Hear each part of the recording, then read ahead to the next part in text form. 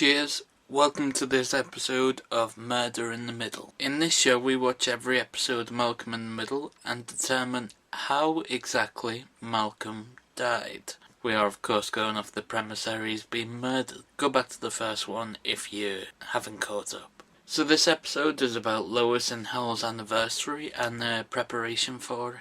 We start with Lois on their daily routine and she notices that the boys aren't up to anything suspicious. Why is she suspicious? Does she have a reason not to trust them? Could they have murdered their brother at one point? Who knows? Well, in this instance they've tied their brother up. These kids are psychopaths. Everyone's fine with it. Even Dewey is fine with being tied up. It's like, oh, this is just part of the normal routine. Craig, someone who works with her, fancies her. He sees a scenario where he is with Lois instead of Hal, and in this dream scenario, Hal is behind them mopping up. Mopping up what? Could it be blood? It could be blood. Craig could know about this family's wicked ways. Meanwhile, Lois can't shake the thought of a red dress. Red with what? You can see where we're going with this. On her mind is this red dress that she can't stop thinking about. Why this dress specifically, it's never stated, but who knows, it could have been white before the incident happened. Not only is the dress blood red, but it's also being burned and shoved down a toilet. Someone's tried to dispose of the evidence. Dewey runs screaming from her when she enters the room. It's almost like he knows something.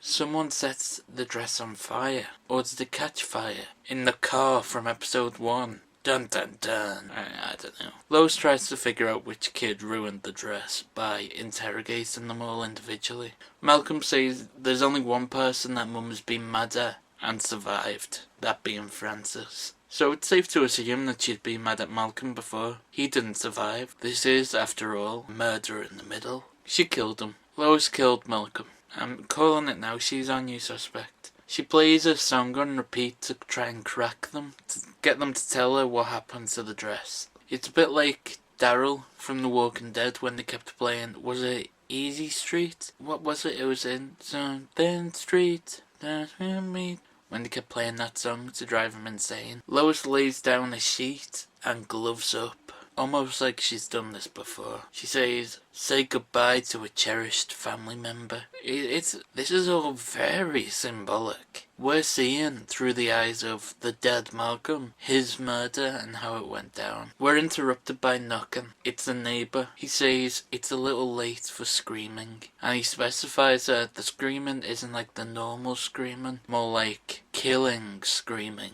It's an actual quote. Lois practices her lies in the mirror. I just want all this to stop, she says, before deciding that her lies are too unbelievable. And after Lois fails to show up to dinner, Hal returns and sits on the couch. Behind him is a board game. Trouble is literally spelt out behind him. There's been trouble.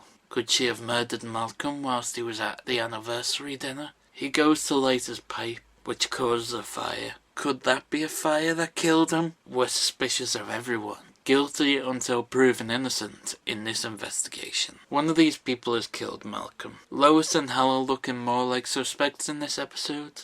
Previously it was Francis and Dewey who stood out. But now I've got my eyes on Lois. Could she have killed Malcolm? Could she be his killer? And it's clear that Hal was the one who burnt the dress. He says not again when he accidentally sets fire to a cushion. But it's Malcolm's murder that we're here for, not this dress. We know that Hal has to be at least partly responsible. Perhaps he was the one who disposed of the evidence after Lois killed Malcolm.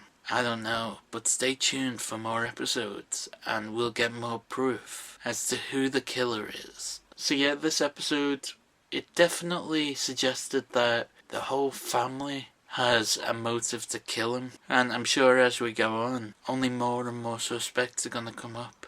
Let me know, was there any pieces of evidence that I missed in this episode? Any pieces of symbolism that suggested as to who killed Malcolm? You've been watching Murder in the Middle, and I've been your host. Far too much to say. Bye.